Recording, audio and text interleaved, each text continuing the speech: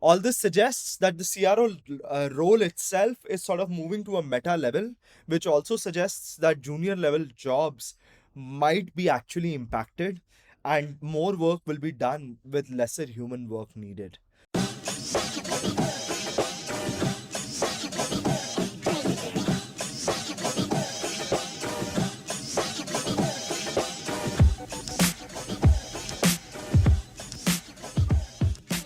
Good evening, folks.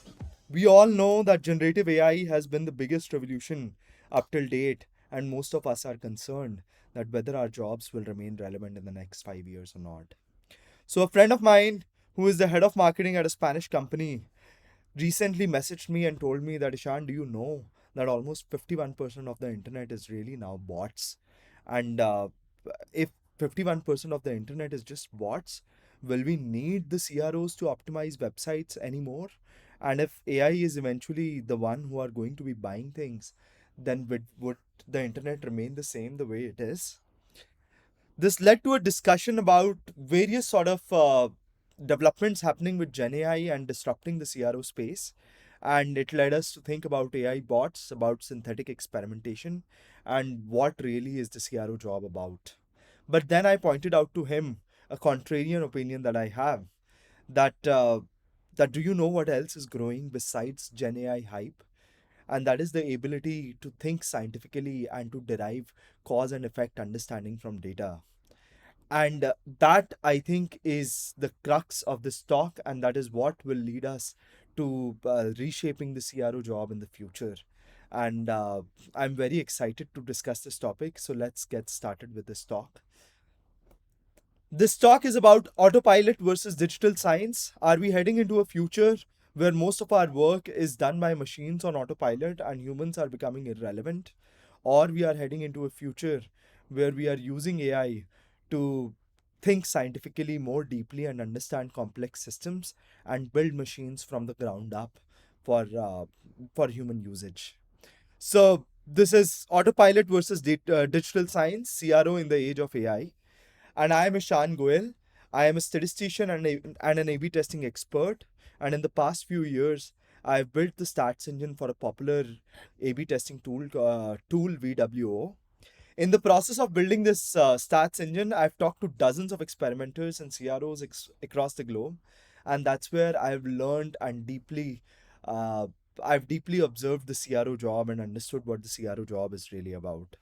Recently, I've founded Thinking Bell in 2025, which is focused on simplifying statistical decision making for experimenters through courses, webinars, puzzles, and consulting experimenters.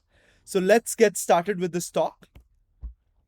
Firstly, I would like to go over the developments in Gen AI that are already impacting CRO and what are the changes that we are likely seeing in the coming years in the CRO space. So, firstly, I would like to highlight that now a lot of analysis of your websites, of customer behavior, of visitor data is now being done by AI directly. And AI is able to suggest you what improvements you need in your website to improve conversion rates.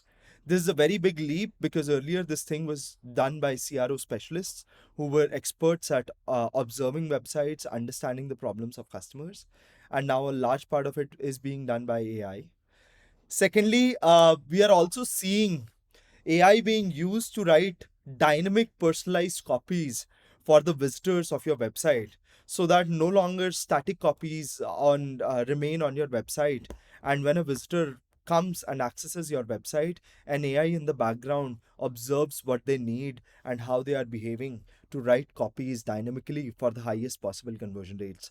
Some studies have also shown that these personalized copies have actually been generating higher conversion rates than base crude non-optimized copies. Finally, we are also seeing a lot of work being done in areas where effort is being made to end-to-end automate the whole CRO system. We are seeing that companies are making an effort so that from analysis to design to experimentation and finally taking a final decision on whether to deploy a change or not is being done by an automated AI agent while continuously optimizing your target metrics and keeping in check your guardrail metrics. These are some of the changes that I have observed. I'm sure there are other changes also happening in the CRO space with the use of Gen AI. But the big question is, what are these changes signaling towards the impact on the CRO job? So, firstly, I think it is worth observing that the steps in the CRO space, in the CRO process, are definitely being optimized. So earlier, what used to be probably a 2-3 week window or a 4 week window where a lot of analysis was done by human specialists, then design used to go to either design teams or the coding teams, and then testing used to be done. A lot of these steps are now being made faster and smaller, and intermediate steps are being eliminated so that the CRO process is being sharper and more, the pipeline is becoming smaller. This suggests that faster iteration of optimization of your website is now possible, along with a larger exploration of possible improvements that you can make. So that is one change that is definitely happening. This also suggests that CROs are being promoted to higher level tasks, and they don't have to worry about lower level optimizations now. For instance, CROs need to worry about which metrics to track that align with business goals, which ideas to explore, which directions to explore for strategically optimizing the website, for understanding deeply the customer needs, and finally, also towards diagnosing the problems that hit the optimization space. So if some of your metrics are going down and critical attention is needed, then a senior level CRO will be needed, or to decide what guardrail metrics are to be chosen. All this suggests that the CRO role itself is sort of moving to a meta level, which also suggests that junior level jobs might be actually impacted and more work will be done with lesser human work needed. So this is a very interesting time to be in the CRO space. I definitely think that it suggests that senior CROs, experienced CROs, will become more valuable as a result of these changes, whereas less experienced CROs might be more of a threat from being automated with AI. And this is also a reality for most other jobs as well, where experienced people are not as much at a threat as junior uh, inexperienced people are. My name is Romo Santiago, founder of Experimentation. Our new book, Prove It or Lose It, the mostly no-nonsense guide to surviving experimentation program drama, is out now. Find it at experimentation.com and all major bookstores today. But I still think that there are some big things being missed in this entire narrative, and there are some glaring questions that are being raised at a few places but are still not entering the dominant narrative about how the CRO space is going to be transformed because of AI. So that is the agenda of this talk, and I'll be discussing what are these glaring narratives and what I think will be the solutions to these things, and what the new future CRO role will entail to actually handle these problems. So without wasting time, let's move forward to these glaring gaps in the narrative. So, one of the big things, and this is probably the most important thing that we need to care about with AI optimization and AI automation of a lot of things, is that if AI starts to handle the end to end process of conversion rate optimization, then who gets the insight about your customers and how your customers behave in the process? Because if you think about it, an AI will effectively only it will make some changes. It will try out some changes in a space. So, say an AI actually uh, rearranges the content on your page, and it experiments with it and shows you that it is performing better than the existing design, and the conversion rate has bumped up. But it is entirely possible that if you ask AI why this piece is working better, why this change is working better than the status quo, then AI is not able to explain, or it starts to hallucinate. AI will be very good at optimizing the metrics, but it might not be very good at explaining to you why something is working. And if that becomes the case, and AI is iterating fast towards improvement, then the insight about what your customers want, how they behave, what psychologically actually makes them buy, this gets buried in the AI narrative. And this essentially is a problem with a lot of optimizations that are happening in the AI space, automations that are happening in the AI space. The question is, uh, these things work as long as they are working. But once something breaks down, then no one human in the system has the knowledge about why something has broken down and how to debug and fix it. So the question is, would you want to be running a business where the people behind the business understands the customers much less, and they are giving up the power to actually AI systems to optimize the metrics, but in exchange of the deeper understanding of what is actually improving those metrics? So one of this big important gap in the narrative is that if we start letting AI do the optimizations, then a lot of insights will be missed, and those insights will be very crucial to build the business to be a robust structure where something, if something goes wrong, you are able to fix it. And I think businesses who understand their customers better still will be able to outperform these businesses that are short term optimizing using AI automation in the long run. Second thing to address is, if AI bots are taking over the internet and eventually if the buying on the websites is being done by AI agents, that does not actually replace the core problem of marketing, because the decision to ask an AI agent to buy something from the internet will still be human, because AI agents are not the consumers still. The consumers of services and products are still humans behind the whole behind the AI agents. So this leads to a question. Suppose there is a new vegan brand that comes up in the market, and it reasons that they do not need a website, rather they would like to have an MCP server or something that an AI agent can talk to, and directly people who need the vegan products can buy through the AI agents. Even in that case, uh, the move to influence people to pick up veganism so that humans actually instruct their AI agents to go and buy vegan products is still needed. So channels might change. It might not be simple websites that you are now optimizing. It might not be advertisements that you are now optimizing. But the fundamental problem that you still need to influence an human to think about to bring that change in him, where the movement that you are leading, it can be veganism or something else, so that he becomes influenced to buy your product, that still remains a CRO job and a marketing job, because essentially the channels might change. It might be that you are reaching those customers through different touch points. It can be YouTube, it can be other places, it can be optimizing essentially the outputs of LLM agents itself. But still, you need to understand what customers want, why do they want it, what language do they respond to, and how to position your product and your marketing so that the customers are influenced to buy your products and ask their agents to actually be going on your website and buying the product. So I personally think even if the internet changes drastically, and even if AI agents are doing a lot of buying in the future, the fundamental problem of marketing remains the same. We still need to influence humans to be actually interested in the products that we are selling.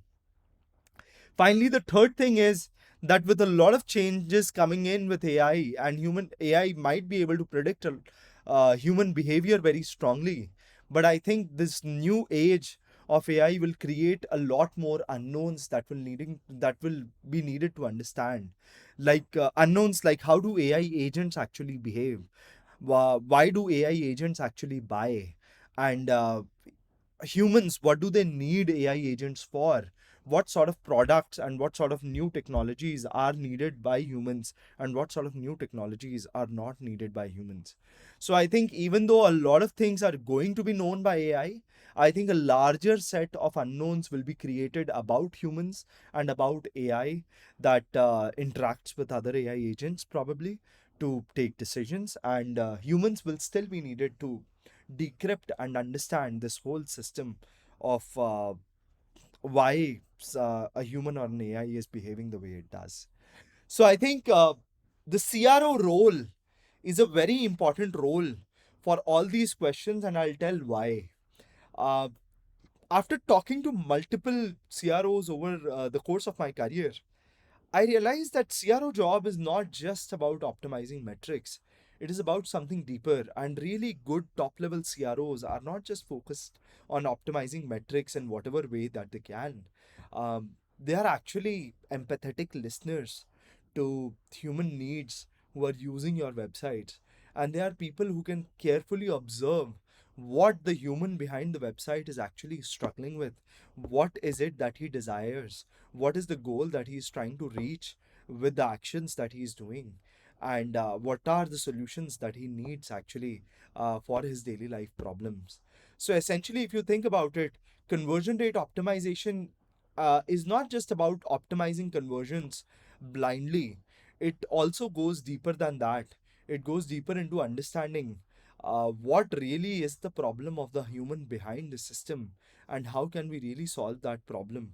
uh, Not from a space of where founders come in, from where building solutions to that problem, but if a product exists and a human is focused on using that product and buying that product, then what really is it that are the finer nuances that make him buy? What is the psychology behind the buying decisions and the engagement that is actually influencing the customer's behavior? So CROs, I think, are experts in empathizing with the customer, in observing his behavior, in designing solutions to his problems, and finally communicating those solutions in a way that it resonates with the psychology of the customer, and it makes them buy and improve the metrics of your product. So I think this skill set and this specific deeper role will be very, very important in the coming future, and it will bloom in different directions with the growing unknowns of the AI space. So some of the emerging future directions that we could think about CRO roles were as follows. Firstly, I think this problem exists still, but with the causal revolution that is going to happen, that we'll just discuss in a minute, I think this will become more tractable and more understandable going forward. But firstly, I think CROs need to decode human psychology and persuasion behind brand building more strongly. They are masters of learning what actually ticks humans to buy, what ticks humans to pay attention to something. And I think this process will be taken up more seriously as more products flood the market, and as the space of innovation expands. So, decoding human psychology and persuasion is one.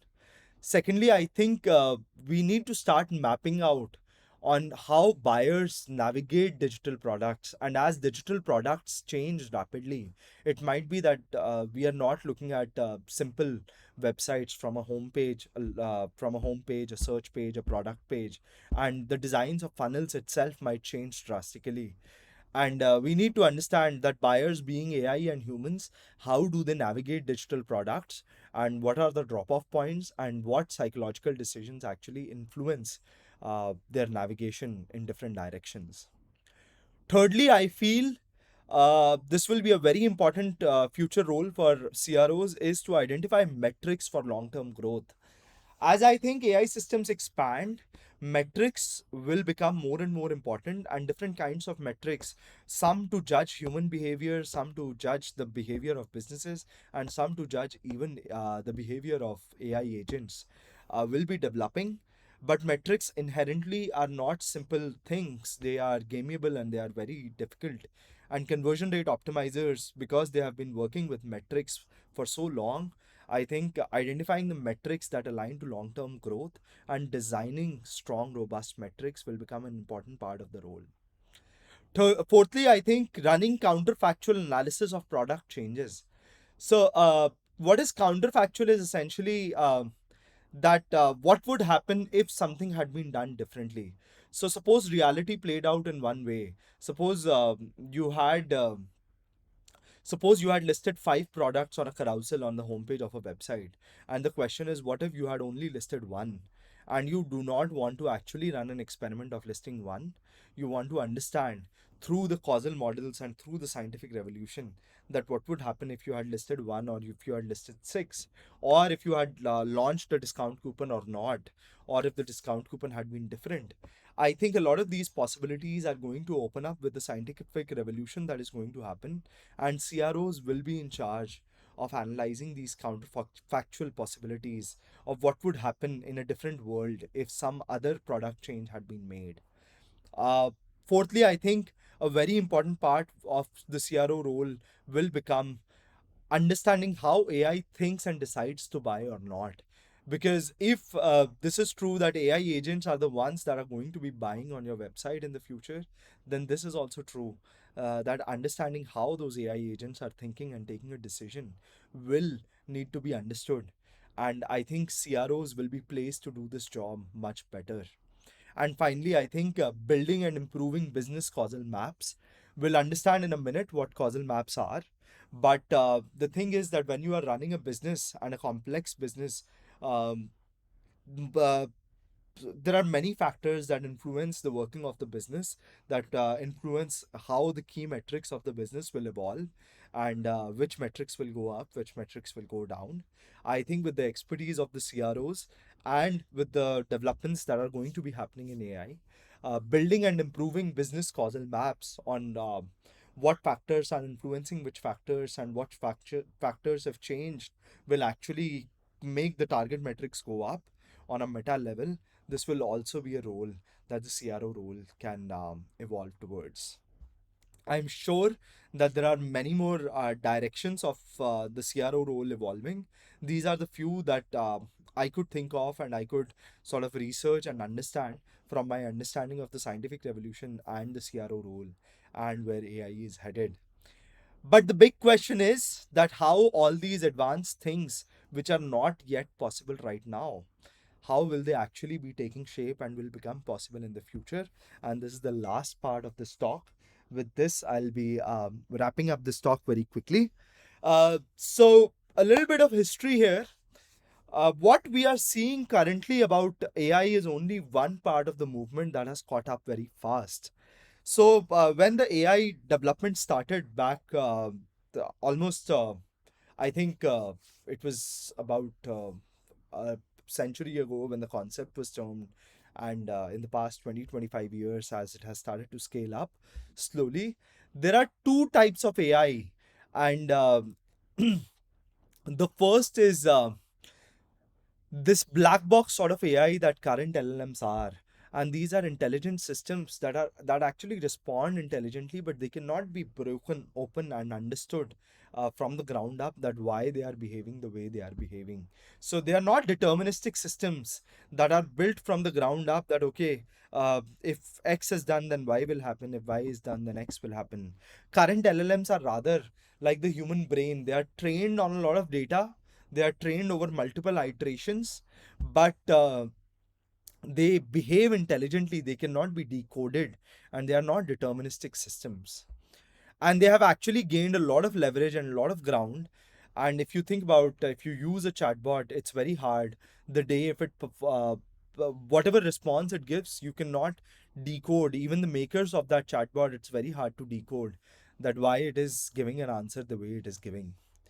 The other side of movement of AI, which is slowly catching up, and I've seen some very big leaps happening in the past 5 to 7 years in that movement, is the movement about neat systems. These neat systems are systems which are built from the grounds up, from pieces that behave deterministically, that can be opened and understood on what they will respond to each input given to them. And then from these systems, they are built from the ground up. And these systems are slowly catching up. I feel in the next 5 to 10 years, these systems will catch up more further. They'll require lesser data, but they'll give more control to humans, and they'll allow for scientific reasoning and scientific thinking about machines, about intelligent machines, uh, and how they behave essentially. So I would want to give you a peek into this causal revolution that is happening and what sort of things it might allow CROs to do. So, firstly, a language to express cause and effect is starting to evolve, which was not there earlier. So, if you see on the right, This is a causal map I created for a simple website on how a user lands on the website and how different factors might be influencing different variables in the system. So after a user lands on the website, if he has the problem, then he probably engages with the website as well. And if he engages, he can probably sign up to the email newsletter, or he can sign up for a free trial, or he can reach out for contact. And this question that if you increase the price of the core offering, how will it actually impact different variables? So, a language to express cause and effect is now slowly taking shape, and algorithms to learn this cause and effect outside an experiment is also being developed. So, this is the major part that I'm hinting out at, that these algorithms will allow you to essentially create such causal maps for businesses and understand all these how AI agents are working and how humans behind them are working. So, some examples, industry examples from this causal revolution are Uber is already doing a lot of research on this front and diagnosing the impact on metrics, what changes are causing the impact on their metrics outside an experiment. Netflix is studying the long term impact of changes, which cannot be done with experimentation alone. So, causal science is being used. And LinkedIn is studying the impact of various posts, likes, and comments on the engagement of other users, something that you cannot do with an experimentation platform. So I think all these developments, once they consolidate these algorithms as they start coming in, they will lead to a lot more possibilities for CROs in doing these roles in the future. Finally, at last, I would like to just highlight what are the skills that CRO should be focusing upon to actually take up the jobs of the future. I think first is scientific thinking. They need to understand what how a scientist reasons about cause and effect, what biases are there in it, and how AI agents will be behaving and what causes them to behave in certain ways. They'll need to understand people more deeply, the psychology behind how people act and behave. And finally, they need to start learning to master data and use statistics to extract insights from data, to understand how businesses behave, how people behave, and what is causing actually what in in the underlying businesses. So this is the end of the talk. Thanks a lot for staying till the end, and thank you. I'm happy to answer any questions that you might have on the same. And feel free to shoot me an email to shan@thinkingbell.org. Thank you. My name is Romo Santiago, founder of Experiment Nation. Our new book, Prove It or Lose It, the mostly no nonsense guide to surviving experimentation program drama, is out now. Find it at experimentnation.com and all major bookstores today.